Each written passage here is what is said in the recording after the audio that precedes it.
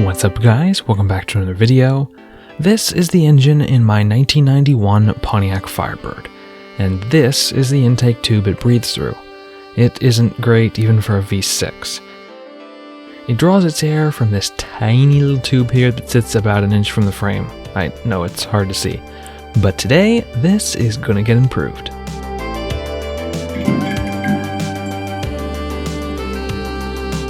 Now let's just get this out of the way right now. This mod was not my idea. I'll leave the link to the original webpage I found this project on in the description box down below the video.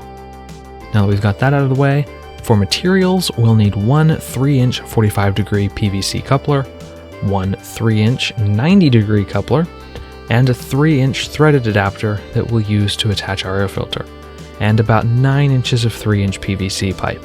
This is overkill, but it's the shortest size 𝘂𝙀𝘼𝙍 had.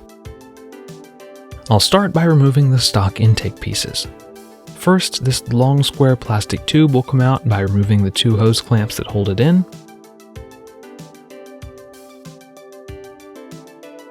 Next, I'll unplug the intake air temperature sensor.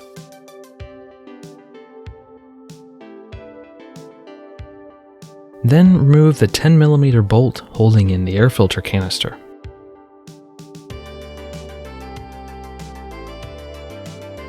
Once this heavy metal canister is out of the car, we can see just how restrictive that tiny little snout is. It's less of an issue on a V6 car like mine, but it's still pretty bad. Here's the new size for comparison. Next, the intake air temperature sensor needs to be removed. It just unscrews from the side of the canister here with a 3/4 inch wrench, but mine was stuck in there really good, so I had to step on it to get it to turn. And here it is freed for probably the first time since the car was built. We'll need to reinstall this later, so put it somewhere safe for the time being. Next, I'm going to test fit everything and see how much PVC pipe I need. It ended up being about 9 inches, and I cut it to length with a miter saw.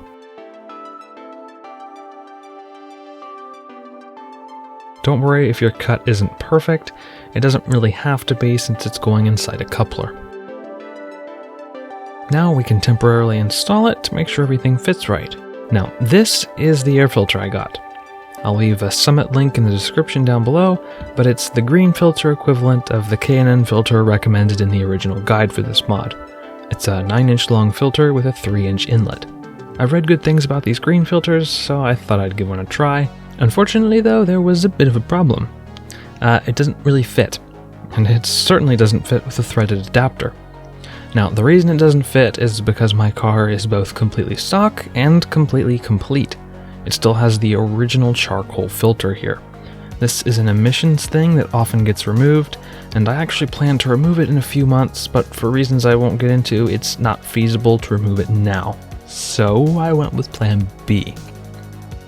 I started by removing the vacuum pipe to the intake hose, and then the whole intake hose was removed from the front of the throttle body. Now, while that throttle body is an oval, this 3-inch rubber air filter inlet is the perfect size to just squish on there. Then all I had to do was tighten down the hose clamp. That vacuum pipe I disconnected connects to the valve cover here, and this little hole is a breather hole and I don't really want to seal it up, so I just popped out the whole vacuum pipe, spun it around, and reconnected it so it dumps out beside the alternator. Then I stole this teeny tiny little air filter my dad had left over from his Turbo Jeep Wrangler build he did a while back, and it was the perfect size to fit on that pipe. I didn't really want it just jostling around, so I secured it to the alternator bracket with a zip tie.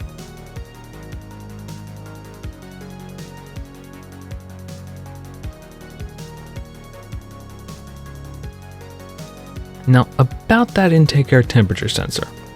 The proper way to hook it up with this setup would be to drill an appropriately sized hole in the end of the air filter and screw it in there and plug it in. I, however, plan to redo this whole intake setup in about a month and a half when I supercharge this car, so I don't want to drill a hole in this air filter. My solution to this was to plug it in the stock location and zip tie it to the charcoal canister vacuum lines. Yes, I am very much aware this is not a great solution, but my commute to work is all of 2 miles, and like I said, it's temporary, so it's good enough.